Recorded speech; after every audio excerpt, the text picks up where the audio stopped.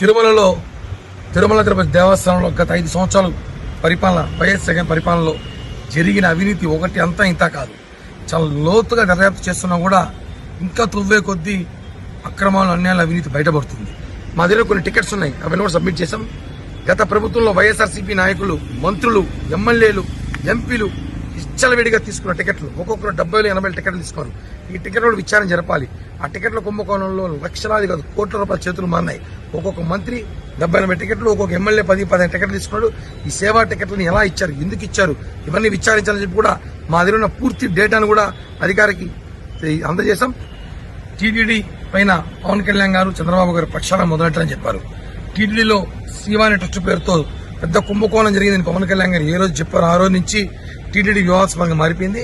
ప్రతి టికెట్ కూడా ఎంక్వైరీ చేసిన అవసరం ఉంది చెప్పి పవన్ కళ్యాణ్ గారు చెప్పడంతో జనసేన పార్టీ నాకు సీరియస్ గా తీసుకున్నాం.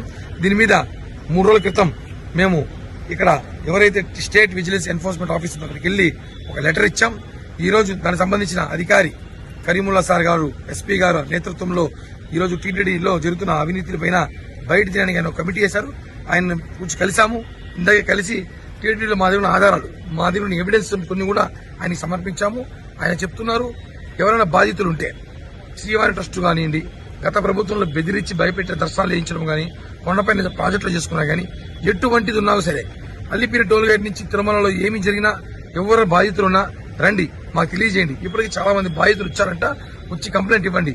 మేము మీకు శ్రీవారి భక్తులుగా, మీరు మనోభావ శ్రీవారి భక్తులతో ప్రేమతో మనం ఇచ్చే శ్రీవారి టికెట్ 10,000 రూపాయలు కానీ, వేరే టికెట్లు కానీ, రూములు కానీ, ఇవన్నీ కూడా స్కామ్ జరిగింది.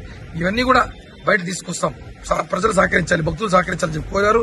ఖచ్చితంగా భక్తులందరూ కూడా అలాగే ఎవరైతే శ్రీవారి భక్తులు ఎవరైతే టికెట్లు కొన్నారో, ఎవరైనా మోసం చేసో, ఎవరైనా ఇబ్బంది పెట్టో, ఏమైనా టీటీడీ వాళ్ళు మనం వసూలు చేసి ఉంటే అవన్నీ ఎస్పీ గారి దృష్టికి తీసుకురావాలి. అదేవిధంగా అన్ని శాఖల్లో తిరుమలలో పనిచేస్తున్న పద్మావతి కానివ్వండి, జైఓ ఆఫీస్ కానివ్వండి, ఎంబీసీ కానివ్వండి, ఈ శాఖల్లో పనిచేసిన అధికారుల మీద కూడా ప్రత్యేక విచారణ చేయబడతామని చెప్పి కూడా హామీ ఇచ్చారు. అతి త్వరలో దొంగలంతా పట్టుకుంటారని చెప్పి కూడా ఆశిస్తున్నాం.